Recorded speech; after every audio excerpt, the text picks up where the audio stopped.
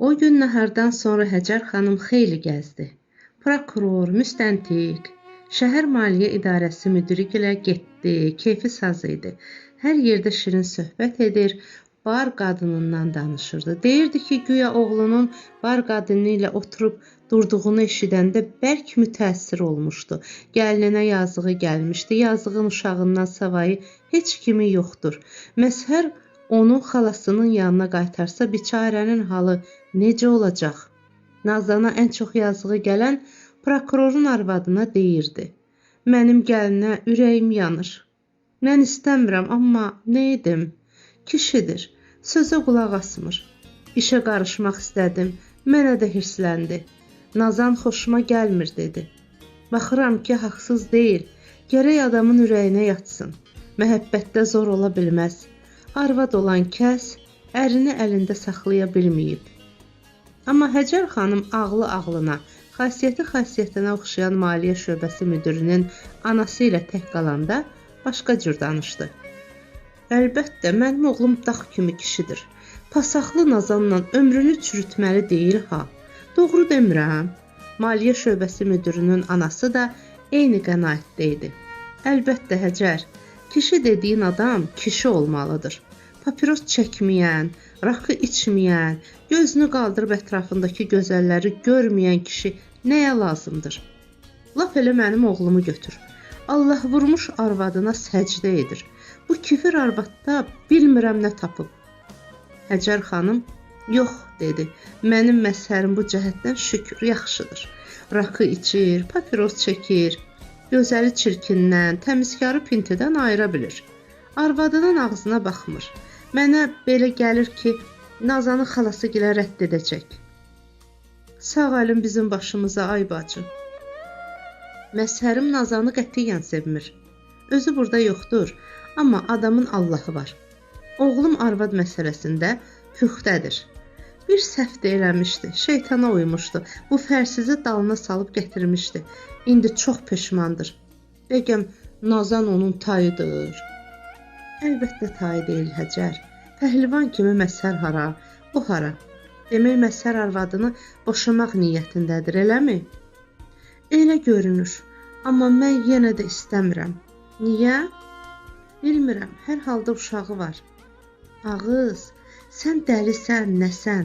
Uşaqdan sənə nə? Əlivə fürsət keçmişkən, mən sənin yerinə olsam qızışdıraram oğlumu. Düz deyirsən, ay bacı. Amma birdən o bar qadınını evə gətirsə nə edərəm? Yəni gətirər. Nə bilim, kişiyə bel bağlamaq olmaz. Beyni tutar, gətirər. Və bu gələn gedəndən pis olar. Bu da düz sözdür. Məsəl var, gedərən təri, gələr betəri, deyərlər. Valla o da cəhənnəm, amma... Amma nədir? Müsəlman olan gərək sözün düzünü desin. Allaha məlum olan şeyi onun bəndəsindən niyə gizlədin bacı? Bilirsən, mən nə istəyirəm? İstəyirəm ki, oğlum Nazanı tez rədd eləsin. Sonrası asandır. Bar qadınını evə gətirsə, açaram ağzımı, yumaram gözümü. El içində onu rüsva edərəm. Mən ağzı dualı müsəlmanam. Küçə arvadını mənim pak evimə necə gətirmək olar? Allaha and olsun ki, onların ikisini də bir-birinə qataram. Qoy onu ayrı yerdə saxlasın. Gərək mənim evimə gətirə. Yox, Həcər xanım, belə olmaz. Bu düzgün hərəkət deyil. Dediyin kimi rəftar etsən, Məzhər ona ayrıca ev tutar, mebel alar, özü də köçüb onun yanında qalar. Bu sənin üçün yaxşı olar. Həcər xanım burasını fikirləşməmişdi. Bəs onda nə edim? Mənə ağıl ver. Mənə qalsa qoy oğlun istədiyi qədər gəzsin. İçir, qoy içsin. Sən axırını gözlə. Yəni işi başlı başına buraxım? Bəli, burax. Amma indiki vəziyyətdə sən öz rəftarınla onu həmin qadının qucağına ata bilərsən. Qadın onu tamamilə təsir altına alar, özünə ram edər. Lakin Məzhərin uşağı var. Nəvəmi özümdən heç ayına buraxmaram. Haldun indi də mənim otağımda yatır. Hərçənd anasını çox istəyir, amma çox yaxşı uşağı anasından ayırma. Ayırmaram. Dəliha deyiləm. Həcər xanım oğlunun nahara gəlməyinə biraz qalmış evə qayıtdı. Gəlin yenə də mətbəxdə iş görürdü. Həcər xanım saymazcana soruşdu. Kişidən xəbər varmı? Nazan kömürdən qaralmış əlləri ilə üzünün tərini silə-silə dedi. Yox. Belə çıxır ki, sən Ərvin gecə harda qaldığından narahat olmursan. Bəlkə başına bir iş gəlib. Məşhur vəkildir. Dostu var, düşməni var. Sən nə başı soyuq adamsan ay qız. Bu gedişlə sən Ərvi itirəcəksən. Xəbərdarlıq edirəm sənə. Həcər xanım öz otağına getdi. Nazan isə manqalı alışdıra-alışdıra fikrə dalmışdı. Qəribədir. Səhər-səhər qaynanası gəzməyə gedəndə Naciyə onlara gəlmişdi. Naciyə də Həcər xanım kimi danışırdı. O da ayıq ol, məshəri sənin əlindən ala bilərlər demişdi. Barlardan söz açmışdı. Söyləmişdi ki, Naciyənin əri yeni dəbə düşən barlardan birində işləyir. Şəhərin bütün tanınmış varlı adamları orada danıb. Orada qəşəng qadınlar var, kişilərlə qucaqlaşıb rəqs edirlər, şərab içirlər, cürbəcür oyunlardan çıxırlar.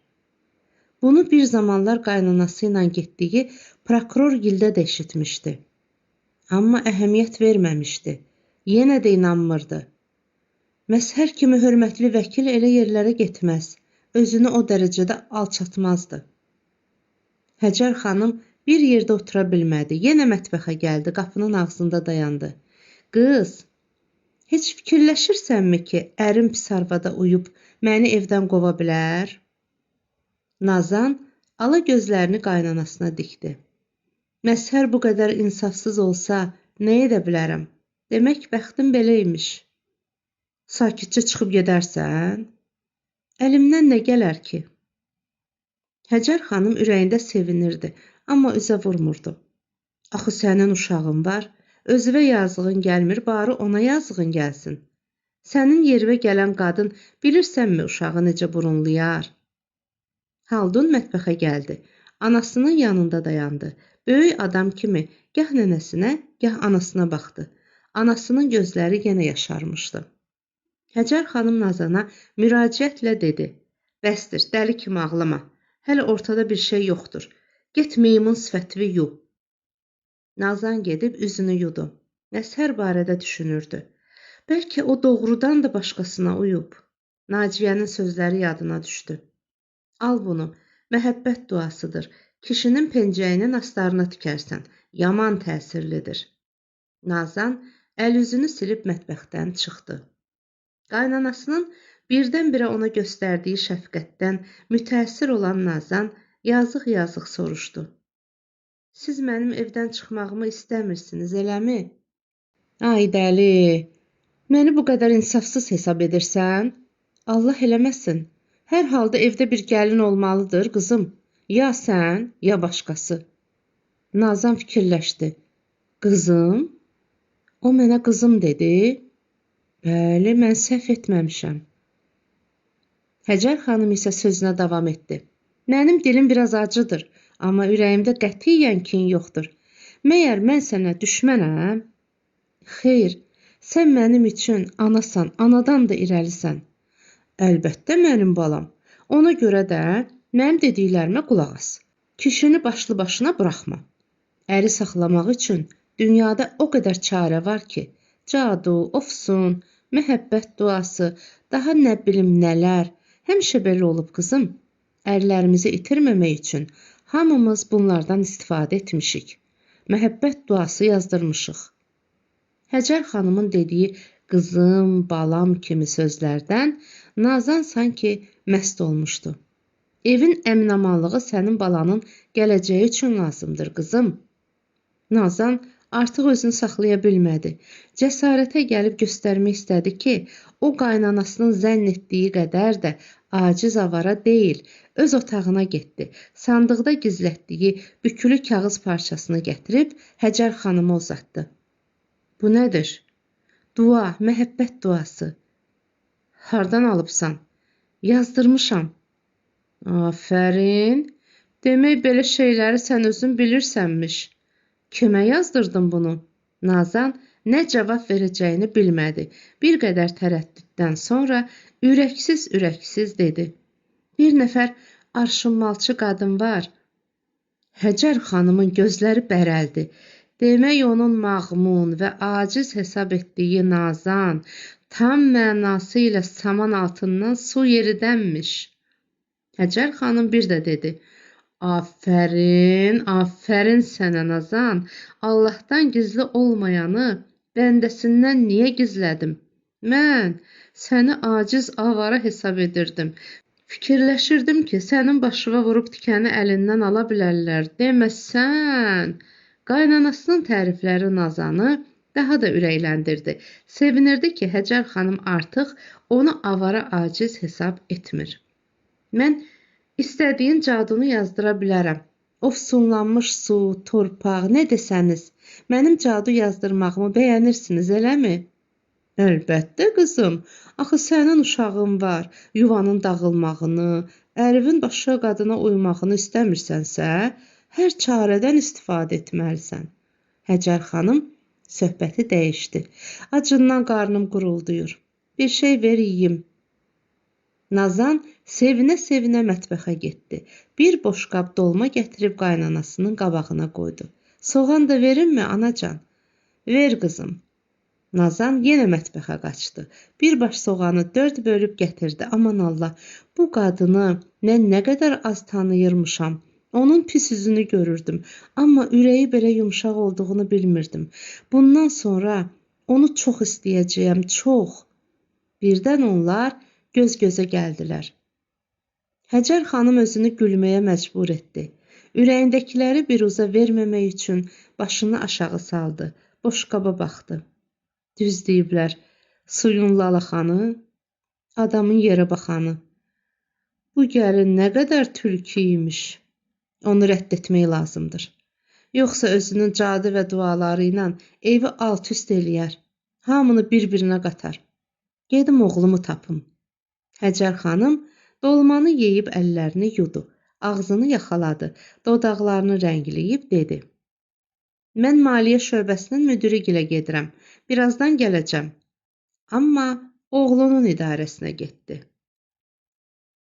Məzhər masanın üstündəki kağızlara baxırdı. Fikri özündə deyildi. Başını qaldırıb anasını görəndə dedi. Yenə nə var? Həcər xanım özünü kürsüyə saldı. Nə olacaq? Harda qalıbsan? Cəhənnəmin dibində. İtə bax ha, yenə başladı əl-ayağımızı tutmağa. Amma mən bütün gecəni yatmamışam. Məndə ürək qalmayıb. Nə üçün? Nə olub? Heç nə. Nə olacaq? Keyfim gəlib. Axşamdan bəri mən ağzıma bir tikə çörək almamışam sənə görə. Alaydın. Hamı sənin arvadın kimi başı soyuq ola bilməz ki, bütün gecəni səhərə kimi köpüb. Qətiyyən narahat olmayıb. Heç yadına düşmür ki, kişi harda qalıb, başına nə gəlib. Amma mənə bax, bir gecənin içində arıqlamışam. Sapsarı saralıb ölüyə dönmüşəm. Ana olmaqdansa daş olaydım. Həcər xanım çarşabının ucu ilə yalandan gözlərinin yaşını sildi. Xəlfətcə oğluna baxdı. Oğlunun əhəmiyyət vermədiyini sezdi. Yenə də sözünə davam etdi. Sən 9 ay qarnında gəzdir, əzabla doğ, min zəhmətlə boya başa çatdır, adam eləməyə çalış, axırda da.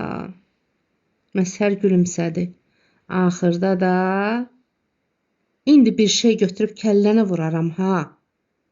Sən gəl bu söhbəti burax. Açığını de görüm, niyə gəlibsən, məqsədin nədir? Heç bir məqsədim zadım yoxdur. Nədən ötürü məni tez başdan eləməyə çalışırsan? Yenə bir gözlədiyim mi var? Məzhər anasına şübhə ilə baxdı. Gözləri gözlərinə sataşdı. Həcər xanım ona göz vurdu. Yoxsa o günkü xanım buyuracaq yenə. Məzhər özünü elə göstərdi ki, güya anasının nə dediyini başa düşmədi. Hansı xanım? Ətirlənmiş, qəşəng boz kostyumlu xanımı deyirəm. Jalə xanımı. Ana, sən bilirsən ki, mən vəkiləm. Hər gün onun kimi çox qadın gəlir bura. Hamısı da əllərindən boşanmaq üçün gəlirlər, hə? Nə bilim, kimi boşanmaq məsələsi üçün gəlir, kimi əmlak davası üçün. Özlərinin əsl adlarını da gizlədirlər. Məsər əsəbi halda başını qaldırdı. Yaxşı, nə demək istəyirsən? Heç. Yəni, bura gələn qadınlar əsl adlarını həmişə gizlədirlərmi deyirəm? Jalə öz həqiqi adını səndən gizlətdi? Bəli, ikiniz də gizlətdiniz. Onun əsl adı Nəriman deyilmi? Barda qulluq etmirmi? Gecələr bir yerdə olmursunuzmu? Məsər pul kimi qızardı. Ağlına qarşı Rıza gəldi. Fikirləşdi ki, yəqin bunları Həcər xanıma xəbər verən odur. Ürəyində vicdansız heyvərə dedi. Sənə tapşırmamışdımmı ki, anama bir söz demə? Bunu o köpək oğlu Rıza dedi. Həcər xanım, yox, o yazığın babalını yuma. Sən cəmaatı kör hesab edirsən, xalqın ağzını yuma bilərsən. Rastıma çıxanların hamısı soruşurlar, ay Həcər xanım, bir söz eşitmişik, çox məyus olmuşuq. Doğrudanmı Məsər bar qadınından ötürü Nazanı boşanmaq istəyir? Mən bu sözləri eşidəndə az qaldım dəli olum. Bunu hardan çıxarıbsınız, mənim xəbərim yoxdur. Özünün gül kimi arvadını nə üçün boşamalıdır ki, deyəndə mənə gülürlər. Məsər rəng verib, rəng alırdı. Mənim şəxsi həyatımın heç kimə dəxli yoxdur. Ürəyim istədiyini edə bilərəm. Bu doğrudur, amma elin ağzı torba deyil, onu bizib bağlaya bilməzsən. Cəhənnəmə ki, elin ağzı məni maraqlandırmır. Sən özün bilərsən. Amma məsləhət deyil. Nə məsləhət deyil? Arvadını boşamaq fikrinə düşmə. Belə niyyətim hələ yoxdur. Həcər xanım diqqətlə oğluna baxdı və birdən hönkürməyə başladı. Məsər təəccüb etdi. Anasına yaxınlaşıb boynuna sarıldı. Qarını sakitləşdirmək və idarədən yola salmaq lazım idi. Hər dəqiqə müştəri gələ bilərdi. Anacan, əzizim, sən niyə bu qədər Nazanın dərdini çəkirsən? Mən bilirəm ki, sən onu istəmirsən, elə deyilmi? Bəs onda özünü niyə üzürsən? Niyə göz yaşı tökürsən? Həm də bunun üçün hələlik heç bir əsas yoxdur. Həcər xanım yaşlı gözlərini Məsərə çevirdi. Nə sən, nə də Nazan mənim vecimə deyilsiniz. İkiniz də cəhənnəm olun. Nə sənə arvad qəhətdir, nə ona ər. Günü sabah onu boşasan gedər xalasının yanına. Özünə babın tapıb ev qurar. Sən də pis keçinməzsən. Bugün biri ilə, sabah başqası ilə kef çəkərsən. Onları evə gətirib özünə arvad etməyəcəksən ha. Əlbəttə, məni narahat edən bu deyil. Bəs nədir? Haldundur, haldun. Haldunun nəyindən narahat olursan? Necə narahat olmaya bilərəm ki, siz boşanası olsanız, Nazan Haldunu alıb apara bilər. Məsər özündən çıxdı. Haldunu? Nə qədər ki mən sağam, heç bir qüvvə onu mənim əlimdən ala bilməz. Həcər xanımın ürəyi sakitləşdi. Əlbəttə, sən düz deyirsən.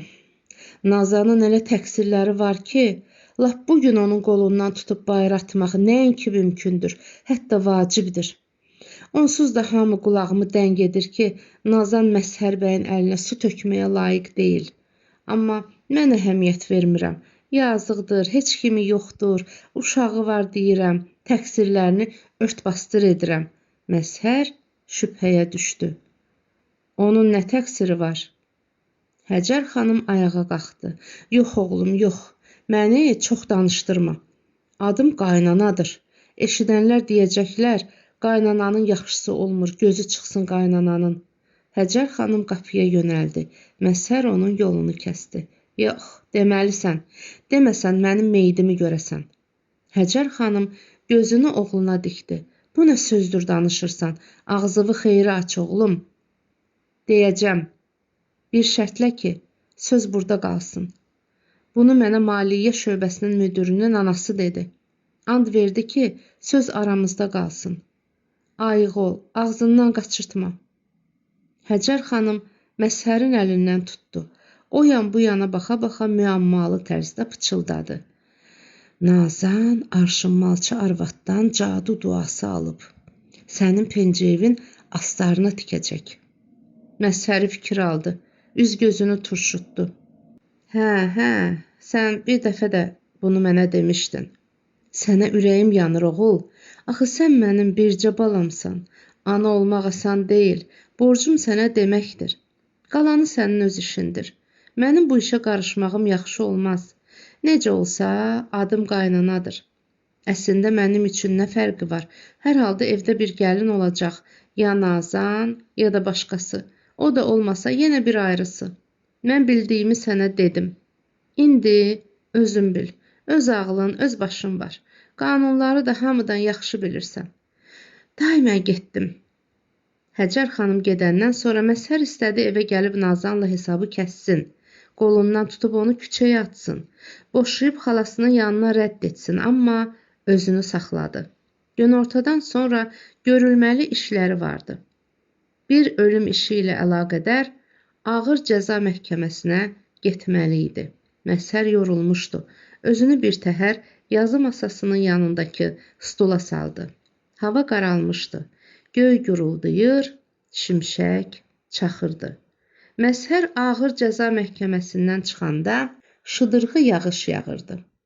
Küçədə müştəri gözləməkdən islanmış faytonlardan birinə mindi. Faytonçu başına qara müşəmbə salmışdı. O soruşdu, evə mi aparım sizi bəyəfəndi? Yox.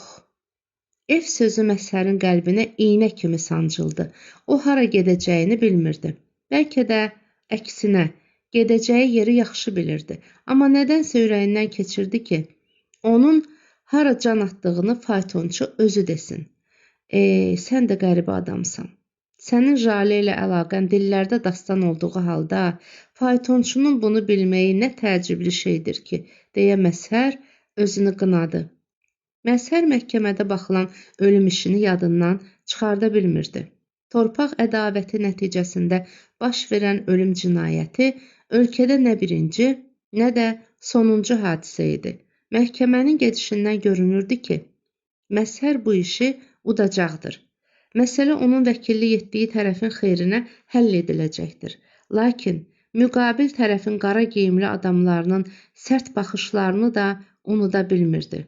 Yanlarından keçəndə onların necə deyindiklərini eşitmiş, kin-küdurətlərini hiss etmişdi. Məzhər bir siqaret yandırdı. O özünü müqəssir hesab etmirdi. Qanun Məzhərin müdafiə etdiyi adamların tərəfində idi. İşi udmaq və kəndlilərin özbaşına zəbt etmiş olduqları torpağı sahiblərinə qaytarmaq üçün kifayət qədər dəlil var idi. Lakin o, bu işi udmaqla bir yığın adamı işsiz və çörəksiz qoyacaq. Onların nifrətini qazanacaqdır. Məzhər bunu düşünür və qəlbən onların halına yanırdı. Məzhər siqaretinin külünü hirslə çırpdı. Bugün o çox iş görmüşdü, yorğun idi, istirahət etmək istəyirdi. Şəhəri dolandılar. Yenidən idarəyə çatanda faytondan düşdü. Yağış biraz sakitləşmişdi. İndi də get Jaləni gətir. Baş üstə.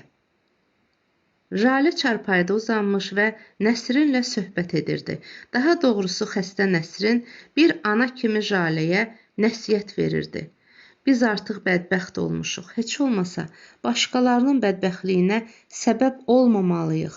Vəkil Məzhərlə münasibətlərində Jaleyə təmkinli olmağı məsləhət görür, onu vicdanının səsinə qulaq asmağa dəvət edirdi. Bəs başqaları məni bədbəxt edəndə öz vicdanlarına niyə qulaq asmırdılar? Onların vicdanları harda qalmışdı? Nəsrin uzun-uzadı öskürüb əlindəki yaylığa tüpürəndən sonra dedi. Xeyr, lakin sənin dediyindən belə çıxır ki, mən başqaları kimi hərəkət etməməliyəm, eləmi? Allah xatirinə, de görüm məni nə hesab edirsən? Mən peyğəmbər olmalıyam? Yox. Onda mən nə etməliyəm? Axı mən də insanam, mən də sevə bilərəm. İstədiyim adamla birlikdə olmağa, onunla yaşamağa mənim də haqqım var. Əgər düzünü bilmək istəyirsənsə, mənim sevdiyim adam da eyni fikirdədir. Həm də özünün avam, sadəlöv arvadının əlindən zinhara gəlibdir. Onda tapa bilmədiyi məziyyətləri məndə tapıb. Ola bilər ki, günün birində mən olmasam da, başqa qadına rast gəlsin, onu bəyənsin və o qadın vicdanının səsinə qulaq asmasın. Jalənin sözü yarımçıq qaldı. Qapı açıldı. Rıza gülümsəyərək içəri girdi. Jalə xanım, hazırlaş. Sənin vaxtın çatdı. Jalə ona xas olmayan bir əsəbiliklə qarsona baxdı. Nə var? Sənin üçün fayton gəlib. Jalə üzünü Nəsrinə çevirdi. Görürsənmi? Bundan mənim xəbərim var. İndi gör adamı başdan çıxaran kimdir? Odur, yoxsa mən? Nəsrin cavab vermədi. Jalə əl-üzünü yumağa getdi. Rıza onların ciddi söhbət apardıqlarını hiss edib soruşdu. Aranızda nə olub yenə? Nəsrin qəmli-qəmli Rızaya baxdı. Heç. Məndən gizlədirsiniz? Yox canım, gizlətməli bir şeyimiz yoxdur. Yenə həmən məsələ barəsində danışırdıq. Vəkil barədə hərif yaman fikir çəkir. Neçə gündür ki, evinə ayaq basmır. Əslində haqlıdır. Pis bir anası var. Aləmi bir-birinə qarışdıran odur. Jalə əl-üzünü silib dəsmalı atdı. Rızanın orada olmağına qətiyyən əhəmiyyət verməyib, gecə köynəyini əynindən çıxartdı. Güzgünün qabağında oturdu. Rıza, ağa bacı, buyur. Gəl liftçiyimin iplərini bərk bağla. Baş üstə. Allah razı olsun səndən. Rıza cəld Jaləyə yaxınlaşdı. Arxa tərəfində dayandı. Güzgüdə Jaləni görürdü. Liftçik onun iri ətli döşlərindən aşağı sürüşmüşdü. Nə gözlərimi bərəldib durubsan? Dartsana. İplər hanı? Deyə Rıza əllərini qadının bədənində gəzdirdi. Halı özündə deyildi. Rıza, mən nə edim ağa bacı? Günah məndə deyil. Jalə ona tərəf döndü. Dart, möhkəm bağla. Sarsaq. Rızanın əlləri əsirdi. Liftçiyin iplərini çəkib birtəhər bağladı. Faytonçu zınqırovu çaldı. Jalə dedi, faytonçuya de, səbr eləsin. Canı çıxmır ha. Rıza pəncərəni açıb çığırdı. Adə, nə səs-küy salıbsan orada? Nə var? Hara tələsirsən? Gözlə də. Xanım hazırlaşır. İşivin adı nədir? Bəxşəyiş alanda hər şey yadından çıxacaq, darıxma. Sonra da pəncərəni şaqqıltı ilə örtdü. Nəsrin soruşdu. Faytonçu ərəb Həsəndirmi? Hardan bildin? Belə hərəkət ondan çıxar. Nəhayət Jalə hazır oldu. Rəfiqəsinin yanaqlarından öpüb, otaqdan çıxanda Rıza udquna-udquna dedi. Bəs məni? Jalə onun üstünə təpindi. Rədd ol meymun sifət. Nəsrinlə Rıza otaqda tək qaldılar. Nəsrin dedi. Rıza, bu vəkilin arvadına çox yazığım gəlir mənim. Rıza çarpayının ucunda oturub siqaret yandırdı. Sən onu gərək görəydin. Mələk kimi qadındır. Amma zavallının baxtı yoxdur. Bir qaynanası var ki, Allah göstərməsin. 50-dən artıq yaşı var, amma vicdan haqqı gözü məndədir. Gərək onun könlünü alam. Amma bizim arvad onu görəndə itə dönür. Ağız, deyirəm mən səni buraxıb onu alan ha deyiləm. Qarı pulludur. Qılığına girsəm, mənim də işim düzələr. Gözümü yumsan, qarıdan pul çəkib bir meyxana açaram. Nəsrin xəyala dalmışdı. Rızanın dediklərini eşitmirdi. Vəkilin arvadını düşünürdü. Onun təsəvvüründə Nazan balaca, cılız, baş aşağı, qaraqaş, qaragöz bir qadın idi. Uşağını çox sevirdi. Gecə-gündüz qulluqçu otağında yatıb durur, günlərin birində küçəyə atılmaq qorxusu içində əriyib solurdu. Evdən qovsalar, özünü öldürə də bilərdi. Nəsrin soruşdu. Rıza, Nazan oğluna çoxmu bağlıdır? Qarson Rıza, arvadı mane olmasa qarıdan pul çəkib kiçik meyxana açmaq barədə fikirləşirdi. Ona görə də kimin haqqında söhbət getdiyini o saat başa düşə bilmədi. Kim? Vəkilin arvadı. Sən olsan evladlarını sevməzdin, ona bağlanmazdın. Nəsrinin gözləri yaşardı. Yaxşı ki, mənim uşağım yoxdur. Olsaydı və onu əlimdən alıb məni evdən çıxarsaydılar, mütləq özümü öldürərdim. Buna dözə bilməzdim. Amma Nazan çox aciz qadındır. Qolumdan tutub küçəyə atsalar da qətiyyən Əşi, sən bu söhbəti burax, mənə qulaq as. Pulum olsaydı, yaxşı bir meyxana açardım. Başlayardım qazanmağa. Bir şərabçı tanıyıram. Bazarın lap girəcəyindədir. Pul qazanmağın təhrini yaman bilir. Necə? Rıza şövqə gəldi. Zirək adamdır. Şərabı kəndlilərdən ucuz qiymətə alır. Keyfi istədiyi qədər ona su qatır. İçinə biraz da tiriyədən, kirəcdən atır. Şərab olur barıt kimi. Bircə stəkanını 25 quruşa xırd edir. Rıza ağzındakı siqaretin oduna təzə siqaret yandırdı. Köhnənin kötüyünü ayağının altına atıb əzdi.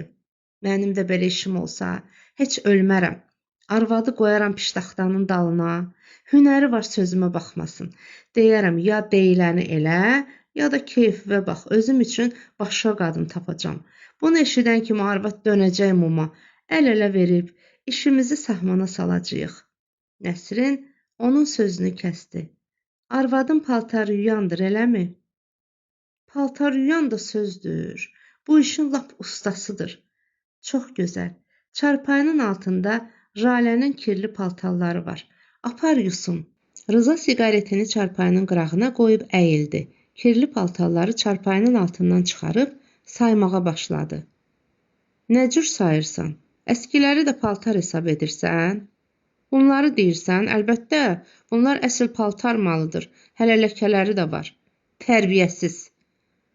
Mənmi? Xeyr, mən bu sözü qəbul edə bilmərəm. Boşboğazlıq etdiyin bəsdir. De götür get. Başım ağrıyır, yatmaq istəyirəm. Rıza çirkli paltarları böyük bir mələfəyə sarıyıb otaqdan çıxdı. Nəsrin uzandı, lakin yuxuya gedə bilmədi. Onun fikri Nazanla məşğul idi. Nəsrin şübhə etmirdi ki, Jalə vəkili başdan çıxardıb özünü aram edəcək. Amma bunun nə mənası var? Jalə ki, vəkilin arvadını boşadıb, onun yerini tutmaqla kifayətlənən adam deyil.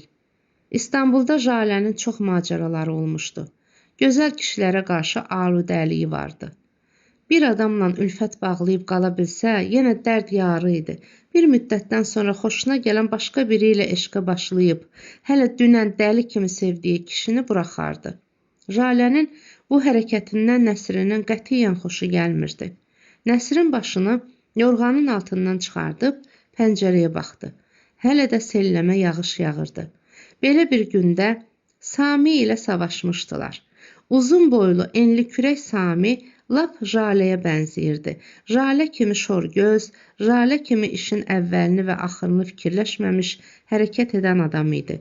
O qədər yaraşıqlı da deyildi. Üzündə böyük bir il yarası yeri vardı. Qara yağız və qaşqabaqlı idi.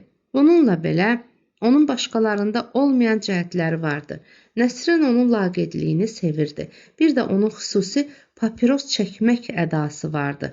Siqareti ağzının kənarına qoyub, tez-tez kipriklərini qırpar, sanki gözlərinə dolan tüstünü saymaz yana qovardı. Sonra Sami pullu idimi? Onun nə iş sahibi olduğunu Nəsrin hələ də bilmirdi. Əczaçı deyildi, kimyagər deyildi, mexanik də deyildi, amma bunlardan birinə oxşayırdı. İndi Maçkada yaşayırdı. Qabaqlar deyəsən Aksarayda olurmuş. Son dərəcə şıq geyinərdi. Barda tanış olmuşdular. Nəsrin onu sevirdi. O zamanlar Saminin işi hələ yaxşı deyildi. Ona görə də özünü o qədər çəkmirdi. Sadiq və vəfalı sevgili kimi görünürdü. Sonra hardansa əlinə pul keçdi. Varlandı. Birdən-birə özü də dəyişdi, hərəkətləri də. Xudpəsənd oldu. Bunun nəticəsində savaşdılar. Nəsrin bir həftə bundan qabaq yazdığı məktubun cavabını gözləyirdi. Əgər bu günlərdə məktub gəlməsə, daha heç vaxt gəlməyəcəkdi. Bu zaman qapı açıldı. Pansiyon sahibəsi içəri girdi. Muştuluğumu ver. Nəsrin diksindi. Xeyr ola. İstanbuldan məktub var. Nəsrin qadının əlindəki məktubu cəld dartıb aldı. Oxudu. Sevgilisi Samidən gəlmişdi. Nəsrinin xəstəliyinin şiddətləndiyini eşidib narahat olduğunu yazırdı. Özü yıxılan ağlamaz deyirdi.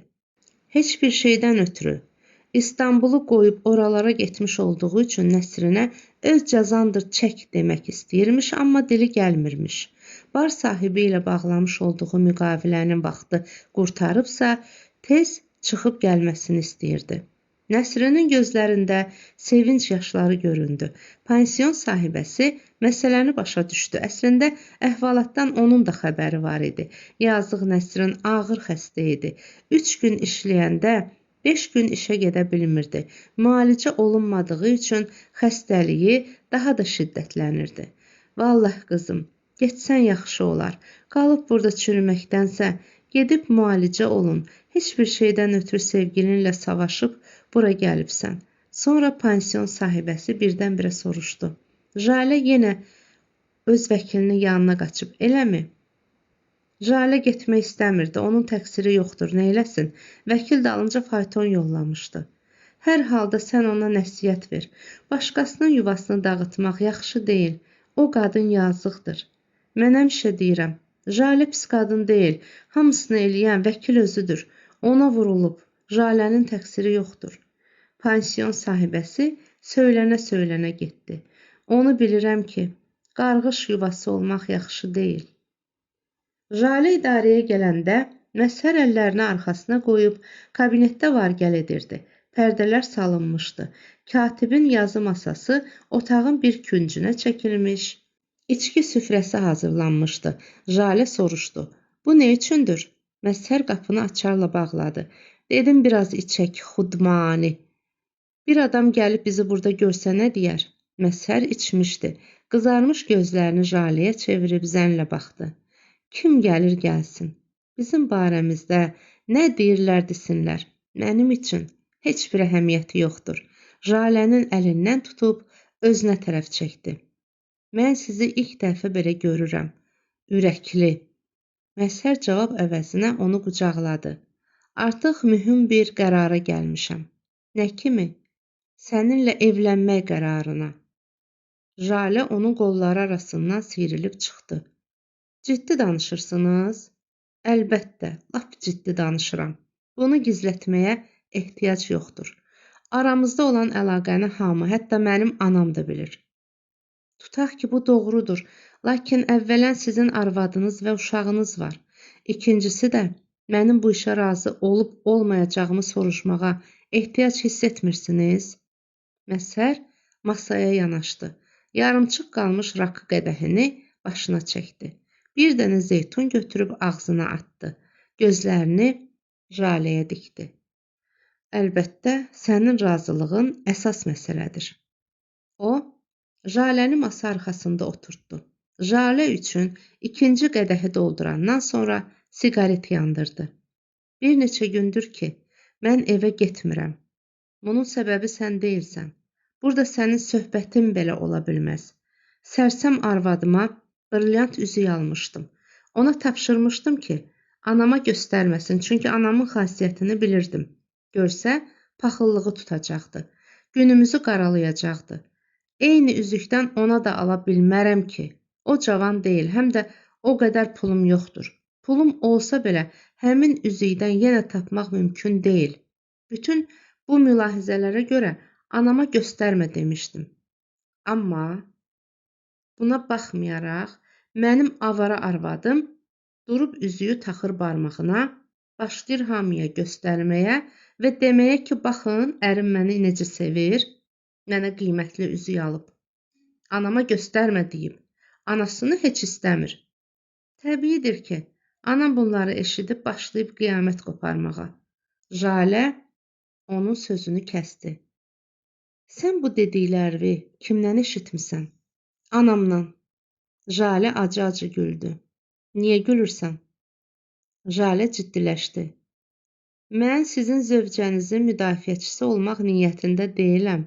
Amma siz çox sadəlöv adamsınız. Çünki hər deyilənə inanırsınız. Siz ananızı yaxşı tanımırsınız. Mən onu bircə dəfə görmüşəm, ancaq necə adam olduğunu və bədbəxt arvadınızın ondan nələr çəkdiyini təsəvvür edirəm. Məzhər öz qədəhinə də rakı tökdü. Jalə ilə toqquşdurub içdilər. Məzhər, xətrinizə dəyməsin. Ananız yaman arvaddır. Sizi çox qızışdırır. Heç özünüz də bunu hiss etmirsiniz. Kim? Mən? Bunu məhkəmələrdə bu qədər məsələlərə baxan, müxtəlif insanların mürəkkəb davalarını həll edən adlı sanlı vəkilə deyirsən? Təəssüf ki, bəli. Yaxşı, sözünə davam elə. Qarsan Rızanın dediyinə görə arvadınız çox başaşağı sakit qadındır. Sizin tapşırmış olmağınıza baxmayaraq, barmağına üzük taxıb, qapı-qapı düşmək və ananızın dediyi kimi ona buna fors etmək onun əlindən gələ bilməz. Məzhər köksünü ötürdü. Jalə, mən sənə deməliyəm ki, sən tamamilə haqlı olsan belə, mən öz arvadımdan, onun xasiyyətindən narazıyam. Bu başqa məsələdir. Bəlkə də siz haqlısınız, amma siz zavallı bir qadına böhtan atmağa başlasanız, sizə haqq qazandıra bilmərəm. Doğru deyirsən. Əsl səbəb anamın şişirdərək söylədikləri deyil. Mən onun sözü ilə hərəkət etmirəm. Anamın necə adam olduğunu çox yaxşı bilirəm. Mən evimdən, arvadımdan, anamdan, hətta uşağımdan belə narazıyam. Jalə, oğlum da mənim istədiyim kimi deyil. Mən istərdim ki, oğlum gözəl, göyçək, ot kimi zirək və zəkalı olsun. Bəlkə də o ağıllıdır, amma istədiyim dərəcədə deyil. Evimin divarları məni sıxır. Orada qala bilmirəm. Heç olmasa siz məni başa düşün, Jalə. Sən ağıllı, dərrakəli, təcrübəli qadınsan. Hərgah sən də məni anlamaq istəməyərək, hər hansı bir dar düşüncənin hökmü ilə xeyr, mən səninlə yaşamağa razı deyiləm deyəsi olsan, Jalə oturduğu yerdən qalxıb Məzhərə yaxın oturdu. Davam edin, dedi. O zaman mən öz taleyimdən küsərək istəmədiyim boyat bir xörəyi ürəksiz yeməyə məcbur olacağam. Amma sizin istədiyiniz könül rahatlığını mən sizə verə biləcəyəmmi? Artıqlaması ilə. Məzhər və Jalə çılğıncasına qucaqlaşıb öpüşdülər. Ancaq bunu bil ki, mən heç bir cəhətdən sənin arvadına oxşamayacağam. Bilirəm. İstəyirəm biləsən ki, mən yüngül təbiətli, ərköyün qadınam. Mən yaxşı geyinməyi, ərimlə bərabər gəzməyi, ürəyim istədiyi kimi yaşamağı sevirəm. Mənim evimdə qaynana hökm edə bilməz. Məzhərin ürəyi qopdu. Yoxsa anam bizdə qalmasın deyəcəksən. Niyə cavab vermirsiniz? Qulaq asıram. Xeyr, cavab verin. Ananız bizdən ayrı yaşasa yaxşı olar. Şayət bizimlə qalmalı olarsa, əvvəlcədən bilməlidir ki, mənə 5-ni desə, məndən 15-ni eşidəcək. Evimin içində yaşayıb ərimlə mənim arama girən, qapı-qapı gəzən və aralıqda dedikodu gəzdirən qaynanaya tab gətirə bilmərəm. Xeyr, mən buna yol vermərəm. Onun gününü qarı eləyərəm. Dəli eləyib çöllərə salaram. Amma özünü yaxşı aparsa, evdə öz yerini bilsə, gözüm üstə yeri var.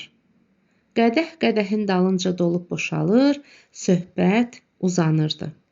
Hər şey olub bitmiş kimi ətraflı və açıq şəkildə müzakirə edilirdi. Birdən Jalənin yadına nəsə düşdü.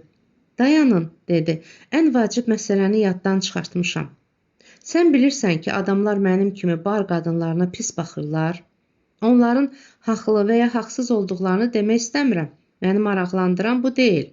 Hər halda biz barda işləyirik. Bir baxıma adımız ləkəlidir. Sonralar bu sizi narahat etməyəcək ki. Məzhər başını buladı. Mən səni necə varsansa elə sevirəm, Jalə. Daha Jalə demə mənə. Yaxşı, mən səni sevirəm, Nəriman. Sözü açıq, qəlbi açıq olduğun üçün sevirəm. Cəmaatın dedikodusu mənə təsir edə bilməz. Sən olduğun üçün sevirəm, Nəriman. Onlar Məzhərin idarəsindən çox gec çıxdılar. Jalə hələ pansionata qayıtmalı, bara getmək üçün paltarını dəyişməli idi. Qərara gəlmişdilər ki, bar sahibi ilə bağlanmış müqavilənin vaxtı qurtarana qədər Nəriman barda işləyəcək. Sonra isə Məzhər ona ayrıca ev tutacaq və orada bərabər yaşayacaqlar. Nəriman pansionata gələndə Nəsrinin gözlərindən anladı ki, Onda şad xəbər var. Samidən məktub gəldiyini və orada yazılanları biləndə dedi: Tanrı şahiddir ki, öz işimizdən çox sənin şadlığına sevinirəm Nəsrin. Bəs öz işin necədir? Jalə rəfiqəsini qucaqladı. Mən nə eləyim əzizim? Mənim günahım yoxdur. Onun özü istəyir, israr edir. Arvadını sevmir. Çox dirəndim. İstəmirəm dedim. Eşitmək istəmir. Mən nə eləyim? Məndən asılı deyil. Nəsrinin gözləri doldu. Hıçqırmağa başladı. Sanki Nazan onun bacısı yaxud da yaxın bir adamı idi. Axı bir zamanlar onu da Nazan kimi evdən qovmuşdular. Əri başqa bir qadını sevmişdi. Nəsrin Jaləyə baxdı. Sən yaxşı iş görmürsən, Jalə. Özgənin yuvasını dağıtmaq düzgün deyil. Jalə əsəbləşdi. Ay Nəsrin, sən nə üçün məni başa düşmək istəmirsən? Mən ki sənə hər şeyi olduğu kimi söyləyirəm. Burada mənim günahım yoxdur. Onu mən tapmamışam. Məsər öz evindən uzaqlaşıb. Mən olmasam başqa birisini tapacaq. Eybi yoxdur. Sən bu işə girişmə. Kimi tapır tapsın. Jalə artıq üsyan etdi. Axı mən də sevirəm. Başa düş. Olacağa çarə yoxdur. Məyər sən özün də sevməyibsənmi? Vaxtilə ərini sevmişdin. İndi isə Samini sevmirsənmi? Mənfi adam olmağına baxmayaraq, qara Saminin ucbatından ölümə belə getməzsənmi? Nəsrin cavab vermədi. Mən də sevirəm. Həm də mənim sevdiyim kişi nəinki mənim qədir qiymətimi bilir. Hətta məni pərəstiş edir, mənə aşiqdir. Sən onu rədd edə bilməzsən, buna inanıram. Eybi yoxdur, gül. Nəsrin əlləri ilə gözünün yaşını sildi. Mən sənə gülmürəm, Jalə. Sən bəlkə də haqlısan. Ola bilsin ki, haqsızam. Məsələyə münasibətim düzgün deyil. Amma nə edim? Özümdən asılı deyil. Ev dağılmağının nə demək olduğunu mən bilirəm, başıma gəlib. Ona görə başqalarının da bu hala düşməyini istəmirəm. Başqalarının yuvasını mən dağıtmıram. Mən buna əminəm. O ev artıq dağılıbdır. Mən sadəcə olaraq Jalə saymazyana zümzümə edə-edə otaqdan çıxdı. Dəyərli izləyicilər, Orxan Kamalın Yad Qızı romanının növbəti hissələrini dinləmək istəyirsinizsə, kanalımı izləyin, abunə olmağı yaddan çıxarmayın.